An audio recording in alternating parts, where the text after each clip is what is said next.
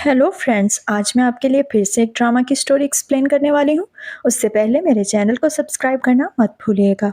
ड्रामे की स्टार्टिंग में हम देखते हैं कि पार्टी में एमिली का एक क्लास फेलो इसके करीब आने की कोशिश करता है, मगर वो इसे ठुकरा देती है।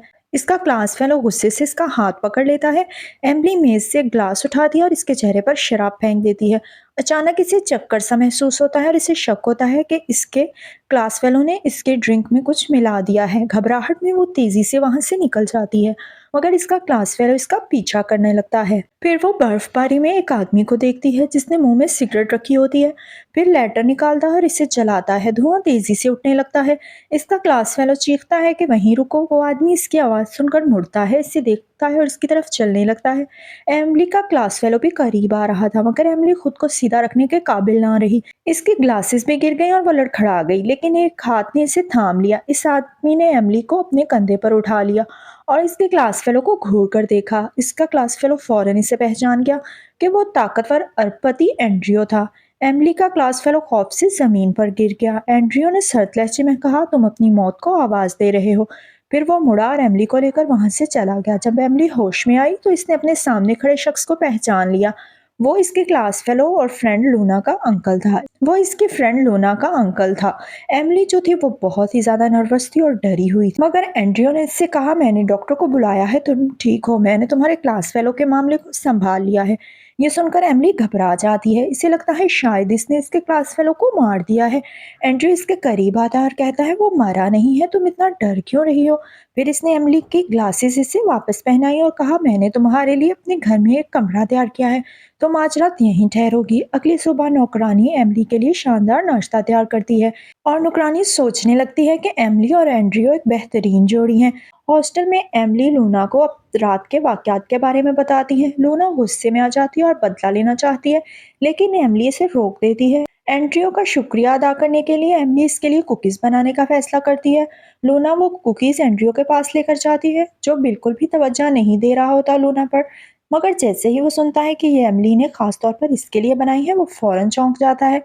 इसे याद आता है कि कैसे इसने एमिली को बचाया था और अपने कंधे पर उठाया था। इसने एक कुकी उठाई और एक नवाला लिया। इसका एक दोस्त टॉम भी एक कुकी लेना चाहता था, लेकिन एंड्रियो ने इसे रोकते हुए कहा, दफा हो जाओ। स्कूल के बाद एमिली को अपने डैड की कॉल आई, तुम्हारा भाई बार में नशे में धुत है, जाओ और इसे वापस ले आओ। एमिली को बहुत दुख हुआ, क्योंकि इसकी फैमिली ने कभी इसे फोन नहीं किया था और ना ही कभी इसके लिए कोई हमदर्दी दिखाई थी।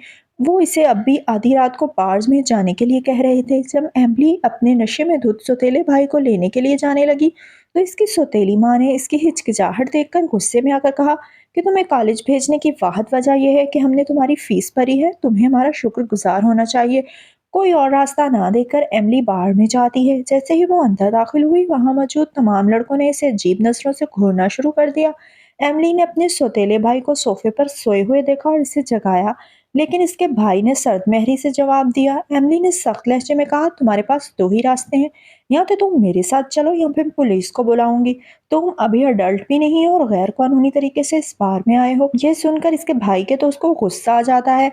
वो गुस्से में खड़ा होता है और एमिली को डराने के लिए शराब की बोतल उठा लेता है, लेकिन एमिली पीछे हटने की बजाय मजबूत लहजे में कहती है, मैंने अपने दोस्त को पहले ही बता दिया, अगर मैं 20 मिनट में बाहर ना आई तो वो पुलिस को कॉल कर देगा। क्या तुम्हें हिम्मत है मुझे मारने की। ये कहकर वो अपने भाई का हाथ पकड़ती है और इसे बाहर ले जाने लगती है, लेकिन इसके दोस्त को गुस्सा आ जाता है। वो बोतल उठाकर एमिली पर फेंकने की कोशिश करता है, लेकिन इसी वक्त एंड्रियो आगे बढ़कर अपनी बाहों से बोतल को रोक लेता है। एंड्रियो इसके दोस्त से कहता है, तुम्हें बोतलें फेंकने का बहुत शौक है, तो चलो आज तुम्हें मजा सिखाता हूँ। एंड्रियो ने अपने बॉडीगार्ड्स को इशारा किया और उन्होंने इसे पकड़ लिया। फिर खुद बोतल उठाकर पूरी ताकत से इसे मारी। वो दर्द से तड़पने लगा, लेकिन एंड्रियो ने एक और बोतल उठाई और सीधा इसके पेट पर दे मारी। दर्द के मारे वो जमीन पर गिर पड़ा। एंड्रियो ने देखा कि एमिली के पाँव में शीशे के टुकड़े लग गए हैं, लिहाजा इसने झुककर एमिली को अपनी बाहों में उठा लिया। एमिली घबरा गई और कहा, मैं खुद स्कूल वापस जाना चाहती हूँ, लेकिन एंड्रियो ने नरमी से कहा कि मुझे मजबूती से पकड़ो। एमिली ने घबराते हुए हल्के से सर हिलाया। गाड़ी में बैठते ही इसने इसने अपनी बेरहम फैमिली के बारे में सोचा और अपनी आंखों में आंसू रोक लिए। एंड्रियो ने नरमी से कहा, अगर तुम्हें कोई भी प्रॉब्लम है तो तुम्हें रोने में कोई शर्म नहीं महसूस करनी चाहिए। एमिली ने उदास लहजे में कहा, मैंने बचपन में सीख लिया था कि रोने वाले बच्चों को हमेशा मिठाई नहीं मिलती। ये सुनकर एंड्रियो मुस्कुराता है, गाड़ी रोकता है और एक शॉप में चला जाता है। जब वो वापस आता है तो एमिली के मुंह में एक चॉकलेट रख देता है और कहता है एक छोटी सी बच्ची थी जिसे रोने पर कभी मिठाई नहीं मिली, तो आज मैं इसकी कमी पूरी कर रहा हूँ। एमिली मुस्कुराकर चॉकलेट खा लेती है और इससे वो अपनायत महसूस होती है जो इसे अपनी फैमिली से नहीं मिली थी। एमिली ने शुक्रिया अदा करते हुए कहा, तुमने मुझे 2 बार बचाया है, मैं तुम्हारा यह एहसान चुकाना चाहती हूँ। तुम जो भी मांगोगे मैं करने को तैयार हूँ। एंड्रयू हल्का सा हंसता है और कहता है, वाकई तुम, फिर अगली बार मेरे लिए मजेदार पेस्ट्री बना देना। एमिली हंसते हुए इसका नंबर अपने फ़ोन में सेव कर लेती है और गाड़ी से बाहर निकल जाती है। जैसे ही वो चली गई, एंड्रयू के चेहरे पर एक हल्की सी मुस्कुराहट आ गई। चंद दिन बाद एमिली एंड्रयू के घर गई और अपने हाथ से बनाई हुई ताज़ा पेस्ट्री लेकर आई। एंड्रयू ने नरमी से इसकी चोट को देखा, लेकिन इस लम्हे एमिली की नज़र अचानक इसके मजबूत सीने पर पड़ी। इसका दिल ज़ोर-ज़ोर से धड़कने लगा और वो शर्मा गई। एंड्रयू ने पेस्ट्री का एक टुकड़ा खाया और कहा, ये इतनी मीठी क्यों है? एमिली हैरान हो गई क्योंकि इसने ज़्यादा चीनी तो नहीं डाली थी। एंड्रयू इसके करीब झुका और मुस्कुराकर कहा, क्योंकि मेरे सामने जो चीज़ है वो सबसे ज़्यादा मीठी है। यह सुनकर एमिली को एहसास हुआ कि वो इसे छेड़ रहा है। इसने बेशर्मी से पूरी पेस्ट्री इसके मुंह में ठोंस दी और हंस पड़ी। एंड्रयू भी मुस्कुराने लगा। गर्मियों की छुट्टियां करीब आ रही थी। एमिली की रूममेट ने इसे बताया कि स्कूल में इंस्ट्रक्शंस का काम हो रहा है, जिसकी वजह से हॉस्टल में रहना मुमकिन नहीं होगा। जल्द ही एमिली ने अपनी दोस्त लूना को बताया कि एक सीनियर माइकल ने इसके लिए एक अपार्टमेंट का बंदोबस्त किया है और इससे पहले इसे अपनी बेकरी की जगह इस्तेमाल करने की इजाज़त दे दी है। लूना ये बात अपने अंकल को बता देती है, जिससे एंड्रयू को अंदर ही अंदर जलन होने लगती है। लेकिन लूना को लगता है कि एमिली और माइकल एक बेहतरीन जोड़ी हो सकते हैं, इसलिए एंड्रयू का मजाक उड़ाते हुए कहा कि वो इन दोनों को मिलाने वाली है। ये सुनकर एंड्रयू का चेहरा गुस्से से सुर्ख हो गया। एमिली जब वापस इसी घर में पहुंची जो इसने किराए पर लिया था, तो मालिक मकान ने दरवाज़ा खोलने से इनकार कर दिया। मालिक मकान ने सख्त लहजे में कहा, मैंने फैसला कर लिया है, मैं तुम्हें यह घर किराए पर नहीं दूंगी। फौरन यहाँ से चली जाओ। एमिली ने इससे वजाहत देने की कोशिश की, लेकिन मालिक मकान ने दरवाज़ा बंद कर दिया। कुछ देर बाद इसकी माँ की कॉल आई और इसने कहा कि मैं गर्मियों में बहुत मसरूफ़ हूँ, इसलिए मैं नहीं चाहती तुम मेरे घर में रहो, अपने डैड के पास चली जाओ।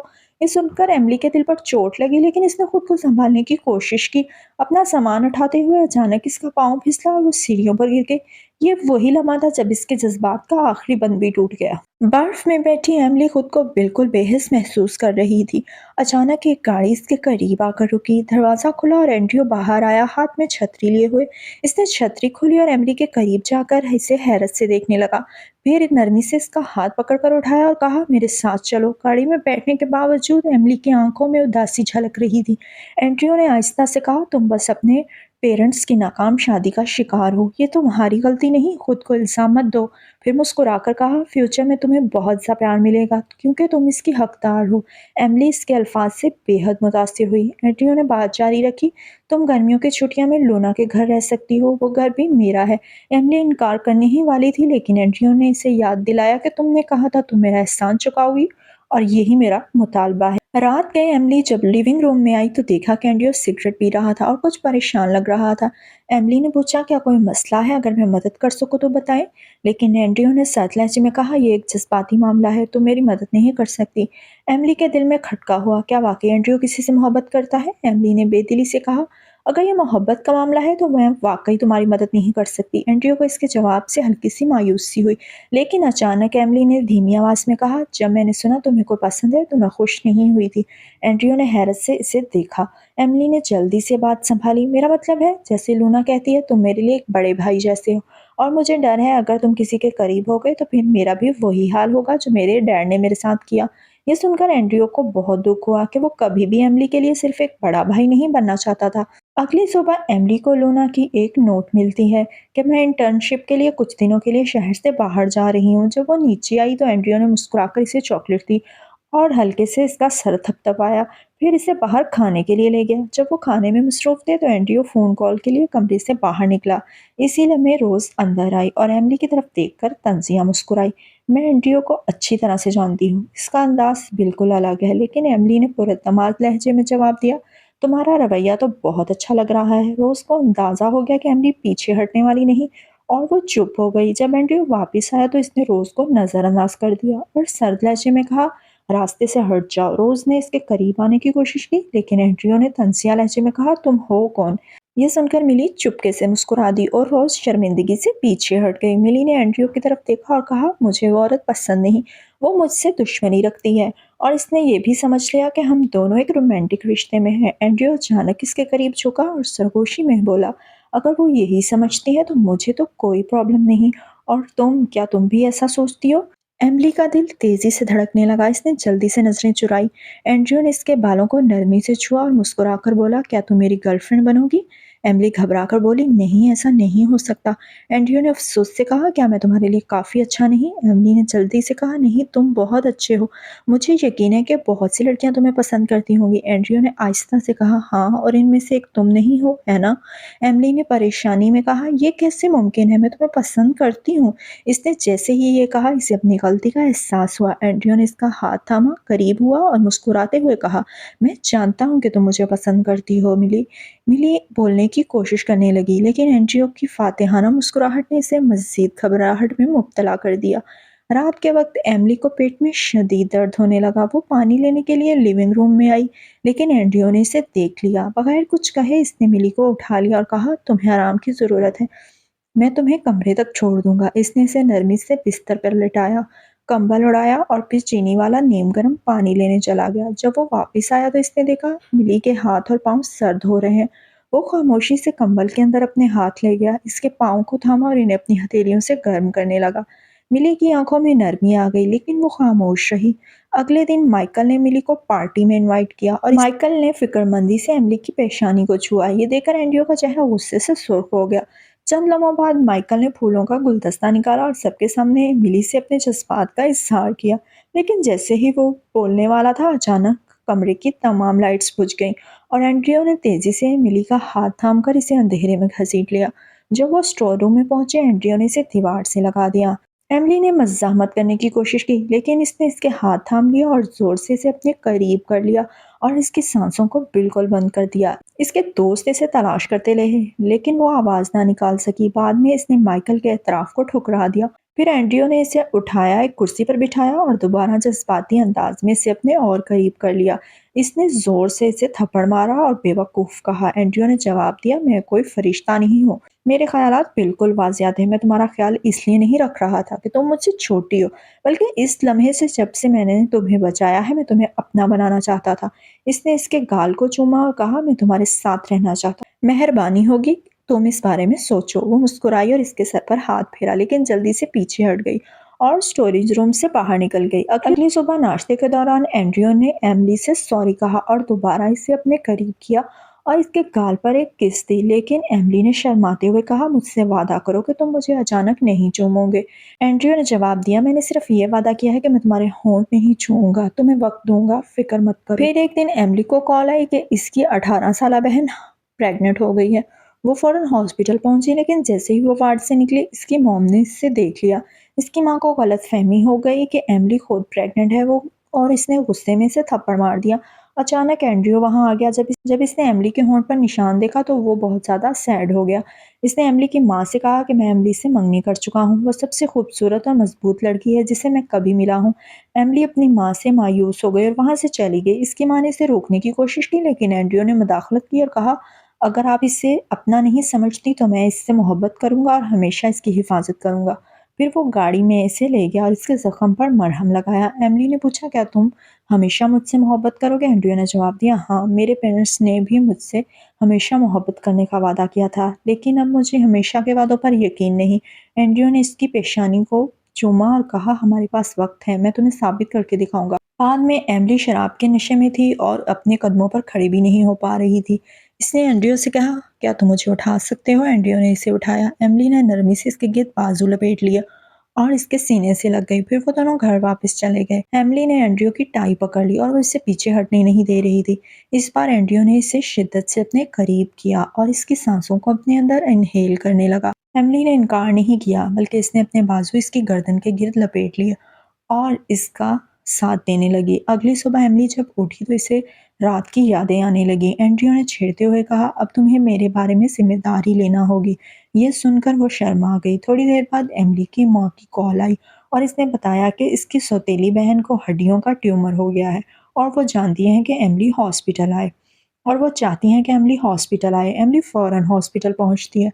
इसकी बहन ने इसके चेहरे पर चोट देखी तो इसके लिए फिक्रमंद हुई, लेकिन इसके सौतेले बाप के बुरे रवैये की वजह से एमिली जल्द वहां से चली गई। इसकी माँ इसके पीछे आई और इसे खबरदार किया कि वो एंड्रयू से दूर रहे।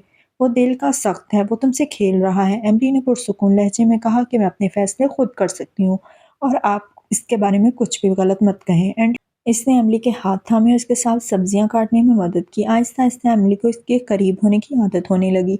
घर वापस आने पर एंड्रयू ने एमिली को सोफे पर धकेला और कहा, मैं कुछ दिनों के लिए बाहर जा रहा हूँ। जब मैं वापस आऊँ तब तक तुम्हें फैसला कर लेना चाहिए। एमिली परेशान थी। मुझे हमारे रिश्ते पर भरोसा नहीं, मुझे डर है मैं तुम्हें खो दूंगी। एंड्रयू ने इसका हाथ थाम कर कहा, मैं हमेशा तुमसे मोहब्बत करने का इरादा रखता हूँ। क्या तुम इस मौके को लेना चाहोगी? अगर तुम ये कदम उठाओगी तो तुम जरूर जीतोगी। एमिली ने हल्की मुस्कुराहट के साथ जवाब दिया, तब मैं तुम्हारा इंतजार करूंगी। ये सुनकर एंड्रयू खुश हो गया। इसने इसे अपनी बाहों में खींच लिया। एक हफ्ते बाद एमिली को एक लाइव शो में बुलाया गया, लेकिन इसे इंटरनेट पर सख्त तनकीद का सामना करना पड़ा। अफवाहें थी कि वो अमीर आदमियों से राब्ते और उनके साथ नाजायज ताल्लुकात बनाती है। ये सब रोज की चाल थी। इसने सोचा कि अगर एमिली की बदनामी हो जाएगी तो एंड्रयू इसे छोड़ देगा, लेकिन एंड्रयू फौरन मुल्क में वापस आया और इसने एमिली को सख्ती से गले लगाया और इसके चेहरे को नरमी से छुआ और कहा, मैं तुम्हारे लिए बदला लूंगा। इस लम्हे एमिली ने सरगोशी की, मैं तुमसे मोहब्बत करती हूँ। एंड्रयू हैरान रह गया और पूछा, क्या वाकई? एमिली ने आंखों में देखकर दोहराया, हाँ, मैं तुमसे वाकई मोहब्बत करती हूँ। एंड्रयू ने इसे अपने करीब कर लिया और गाड़ी में बैठते ही एमिली ने इसके कंधे पर सर रख दिया और वो सो गई। एमिली ने आखिरकार फैसला कर लिया कि वो उसकी गर्लफ्रेंड बनेगी। एंड्रयू ने मुस्कुराते हुए कहा, अब मैं इस फैसले को एक किस से लॉक कर दूंगा और तुम इसे बदल नहीं सकती। फिर इसने रोज और मीडिया चैनल्स के खिलाफ केस फाइल कर दिया। ये थी हमारी आज की ड्रामा स्टोरी। अगर आपको पसंद आई हो तो हमारे चैनल को ज़रूर सब्सक्राइब कर दें। मिलते हैं नेक्स्ट वीडियो में।